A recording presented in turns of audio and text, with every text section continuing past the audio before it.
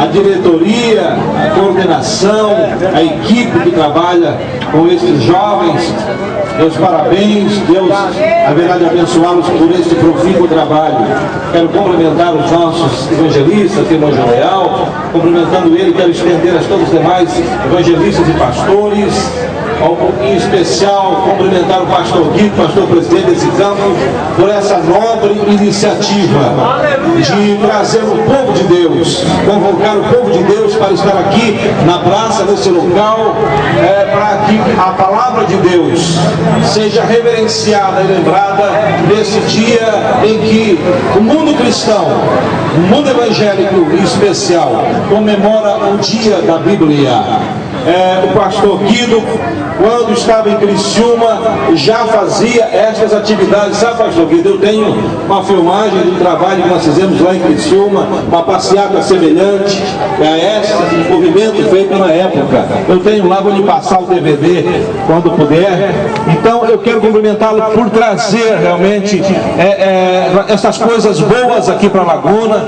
Laguna merece, é uma cidade linda, maravilhosa, contemplada por Deus, privilegiada pela natureza, é uma cidade linda, com mares lindos, com águas lindas, com a natureza realmente que merece ser respeitada pela sua essência, uma cidade que tem tudo para dar certo, só precisa um pouco mais de Jesus para ficar pleno. Tendo Jesus no coração, uma cidade que precisa deixar o Evangelho entrar nas suas vidas de corpo e alma, deixar que Deus faça realmente uma obra na vida de cada um, para que possamos dizer: Laguna é de Jesus, amém? Eu quero cumprimentar o meu amigo Rogério, vereador eleito nessa cidade, cumprimentá-lo, Rogério, pelo resultado abençoado que você teve. Laguna, penso que é a primeira vez que elege um vereador evangélico, então parabéns ao pastor Guido por, na sua gestão, ter um vereador, porque será de muita importância para a igreja, não só na defesa dos interesses do evangelho, da igreja, como também na causa social.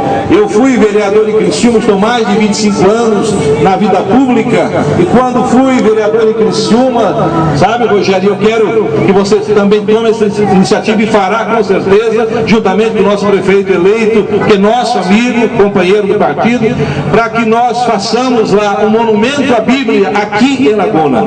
Em Criciúma eu criei um projeto de lei que instituía um monumento à Bíblia. E se vocês passarem na frente da igreja, na Assembleia de Deus, na Avenida Centenário em Criciúma, vocês verão lá um monumento à Bíblia, que foi iniciativa desse humilde servo de Deus e na época vereador em Criciúma. E também instituímos, quando estivemos no Legislativo Municipal, a leitura da Bíblia Sagrada. Em cada um versículo da Bíblia Sagrada, um texto bíblico, em cada abertura de sessão. Em cada abertura de sessão da Câmara, ficou consignado no seu regimento interno, ao abrir a sessão, fazendo parte, tem que se ler um texto da Bíblia Sagrada. Isso já é lei, foi um projeto de resolução, está inclusive essa matéria na internet, muito polêmico na época, porque nem todo mundo era favorável, né? Nem todos amam a palavra de Deus, nem todos respeitam, mas acabamos conseguindo a aprovação da maioria, e hoje, se você for assistir uma sessão na Câmara em Criciúma, vocês verão que ao abrir a sessão, o presidente faz a leitura da ata, e em seguida pede para que um dos vereadores faça a leitura de um texto sagrado. É lei, e nós queremos avançar aqui também em Laguna, Rogério, com estas iniciativas que irão valorizar e cada vez mais consignar e corroborar o evangelho nessa cidade e o respeito à palavra de Deus, que é preciso que nós todos tenhamos, não só como cidadãos, mas principalmente como cristãos.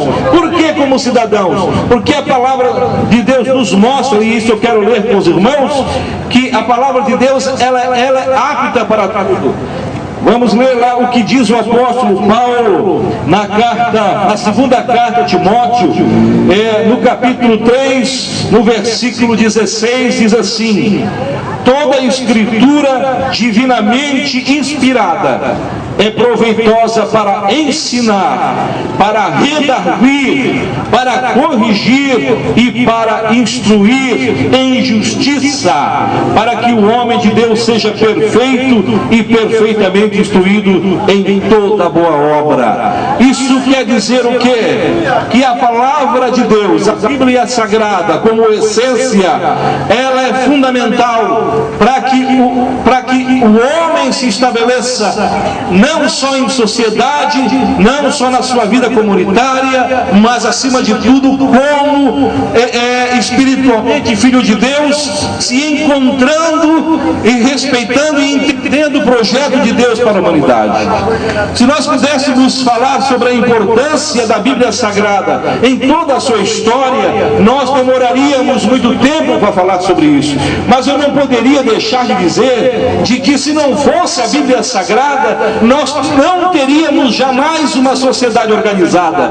Quando Moisés instituiu os 10 mandamentos, que nós chamamos a primeira constituição do mundo, ele estabelecia naquele momento regras e condutas de vida para que houvesse uma organização da sociedade, o que deveria comer, o que deveria beber, o que não deveria comer, o que fazia mal, o que trazia doença, não coma isso, não coma aquilo, porque faz mal, organizando a sociedade, o respeito à família, o respeito a tudo que é preciso, não roubarás, não furtarás, não darás falso testemunho, não adulterarás, não desestruture a família, porque tudo isso Moisés sabia que se não houvesse essa organização social, esse respeito, o que Deus determinou, o que Deus deu para Moisés lá no Monte Sinai, local onde agora no mês de maio eu tive o privilégio de estar lá em Israel, juntamente com outros pastores.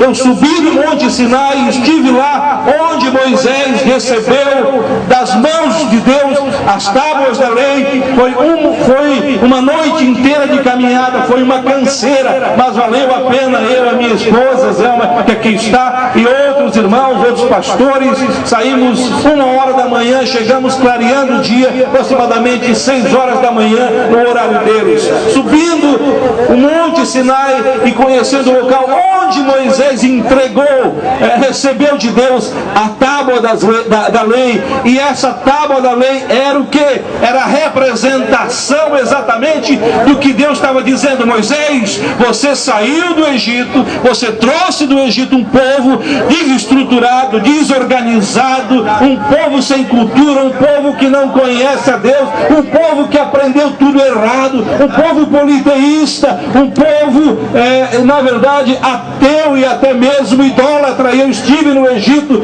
conheci o museu do Egito, conheci os deuses do Egito, conheci exatamente o que eles viviam na época, o que eles cultuavam na época, os deuses e as deusas do Egito.